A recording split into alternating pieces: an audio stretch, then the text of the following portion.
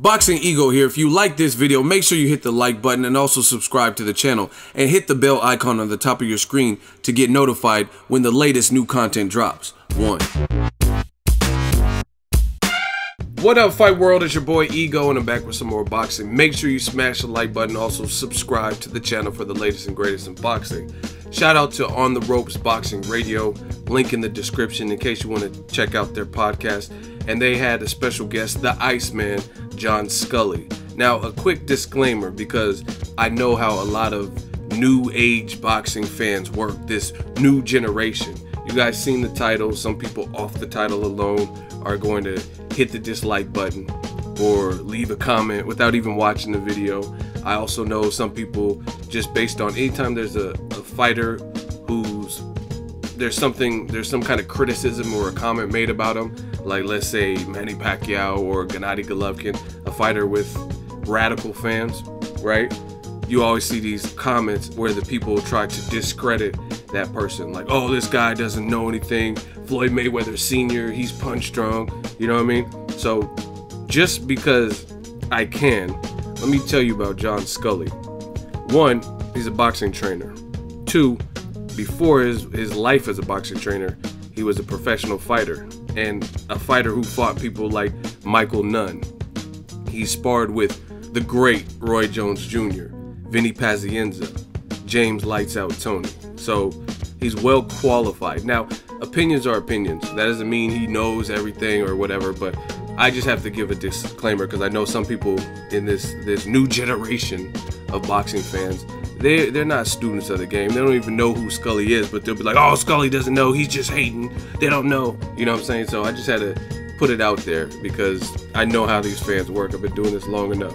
And before you discredit the man, he's also trained Chad Dawson to a world title, and he's a good trainer and he's a fighter, and this is what he's saying. So again, take it for what it's worth, put that in your pipe and smoke it. But in this interview, in this podcast, he had some interesting things. He says he believes that Andre Ward won the first fight with Sergey Kovalev, and he thinks he's going to win this fight in a bit more cleaner or dominant fashion, or a fashion where there's no question marks or asterisks on who won.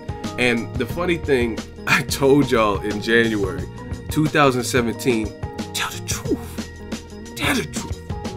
this was not going to be a good year for y'all. And it's funny because every time certain people say something, like if I say something, they say, oh, you're biased, you're a hypocrite, you only like black fighters, you're a racist, things like that. And you have more fighters, professional fighters, former fighters, champions, former champions, trainers, people who are respected. I mean, we're talking about a guy who sparred with Mike McCollum and Roy Jones Jr. and James Toney, great fighters, and had a professional career, fought like Michael Nunn, things like that. And at the end of the day, he's saying the same thing. I said Ward won. People said it's because I'm from the Bay Area and I'm biased, and I only like African-American fighters. So why does John Scully, who is not black, does he only like black fighters, even though he's not black? Do you know what I'm saying? So, like I said, this year's looking ugly for some of y'all. Tell the truth. Tell the truth. And I find it funny because, like I said, when I say, oh, it's because you're from the Bay Area, you're biased. Why are trainers saying the same thing? Moving on. He talked about Manny Pacquiao fighting Jeff Horn. Like most people in the boxing world who are not like impartial to one fighter and just kind of call it like they see, it caught him off guard because he doesn't really know Jeff Horn. And this is a direct quote. I'm kind of confused about it because I had never heard of Jeff Horn before they made this fight. I had no idea of his credentials or anything like that. It's almost like a Rocky scenario where they are giving this unknown guy a shot at the big brass ring. I would assume that they scouted him and they feel that he's a good opponent for Pacquiao. I don't think they want to go and lose to a person that is relatively unknown, so I don't think they're taking a huge risk. If a guy like Pacquiao was going over to another country and fighting a relatively unknown guy, I'm sure he's not unknown to Pacquiao's team. They're not going to go and take a huge risk, so I would imagine that this is a calculated decision and they know what they are doing. They are picking the right guy and going that route. Boom.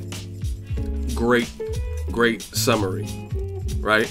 And he also goes on to say, right, they asked him, this is the question, Robert Brown asked him, do you think they are trying to match him with someone who isn't an A-class fighter until they do the final cash-out fight against a big name? And John Scully says, right, I think that's what appears to be happening here. They certainly don't want to let him lose to someone that he's not supposed to. They don't want to go out like that. It would be hard to recover from that. I think they are just keeping him busy before they get that one final fight that he could go out on a high note on. The thing for me is generally what this results in, and history has shown us that these almost always result in a loss. Sooner or later, he's going to lose to someone like Terence Crawford, and he's going to go out on that note. It seems almost inevitable that they're just going to keep going until they lose again. I wish somebody would come along, sort of like Mayweather has done, just retire on top. I don't know why these guys have to milk themselves dry so that nothing is left. I think it does a disservice to their legacies and to the game. It's gotten to be almost predictable that that's going to be a pattern for most of these guys. And shout out to the man Scully, because he summarized that beautifully. Very good choice of words. And yet again, this is the same thing that I've said on my channel. And they say, oh, Ego, you hate Pacquiao. He's saying the same thing. That's exactly what I said. Go check the videos. They're still up. I said I think Terence Crawford would beat Pacquiao, and they're clearly avoiding that fight. I also said that they're trying to top rank Team Pacquiao, Michael Conks, Freddie Roach, Pacquiao, whoever you want to blame. They're trying to extend this and milk fights to milk the public, make a quick buck, you know what I mean? Because Pacquiao at this point, he's an attraction, he's a name. So giving Australians the opportunity to see Pacquiao, which is something career-wise, he has like 60-something fights, and they haven't had that opportunity that I can remember since Pacquiao's been this phenom and superstar. Australians haven't had the opportunity to come out and see Pacquiao fight. You know what I mean? Maybe he did an autograph signing or something out there. I don't remember. I don't even remember him being in Australia, but definitely not to fight. So now they have a countryman who somehow is ranked within the WBO, and I think that's the only sanctioning body where he's really ranked. He's a guy from out of nowhere, so they can go see their countrymen, see if he can pull the upset. If not, you get to see Pacquiao, and the stadium holds like 50,000. Top Rank is cool with Jeff Horn's promoter, Duco Events, and the rest is history. It makes them money, because if they could fill 50,000 or 35,000 seats or whatever the number is, then they're going to be collecting a pretty penny, not really caring about the boxing populace in terms of worldwide fans. That's exactly why they're putting this fight there in Australia, because like I said before, I feel like Floyd Mayweather, like I said before, Top Rank has been in the business since the Ali days. They know damn well they could not put that in the States. They couldn't go to Omaha, a CenturyLink Center. They couldn't go to Atlantic City in New Jersey, the Barclays. They couldn't go to T-Mobile and bring a guy like Jeff Horn to fight Pacquiao. It would be a bust. It would flop.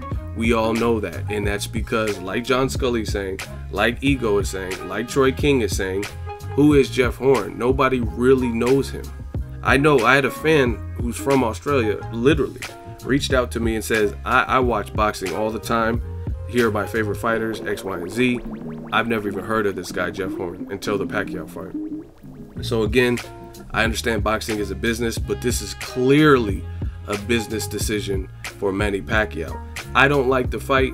I maintain that, and it is what it is. But John Scully, check out the link in the description. He's basically saying what I've been telling you, what Troy King has been telling you. Who is Jeff Horn? The fight doesn't really make sense. So the only way you could spin it is it has to make sense for the businessmen in suits at the top. You know what I mean? If they feel enough people in the arena and promote it well, which they probably can, just because, like I said, Pacquiao is an attraction. He's a name, and it's an opportunity to get out.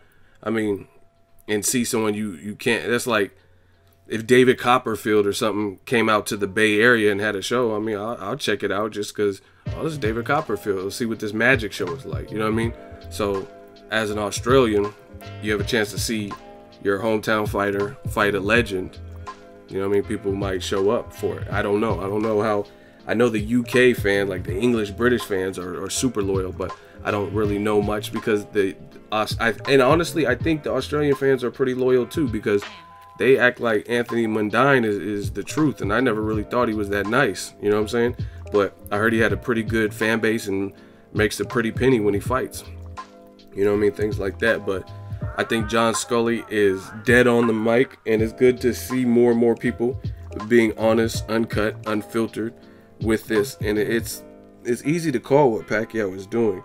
And the reason I'm putting such a focus on it, or even talking about a fight like this, is because of this is new media, and there's a blatant level of disrespect and hypocrisy for certain fighters, and that's just what it is. So if that's the game we're gonna play, let's play it. You know what I mean? Mayweather fights Berto.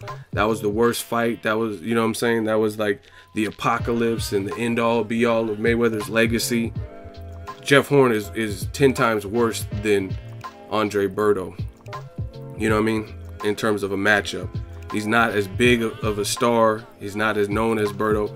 In fact, I don't even know if he would beat Berto. I really don't. And you can say, oh, but Sean Porter is world class. Sean Porter sparred Pacquiao. Sean Porter fought Kell Brook. He fought against Keith Thurman, and he's never been roughed up so bad to the point where he got knocked down versus Broner and stuff.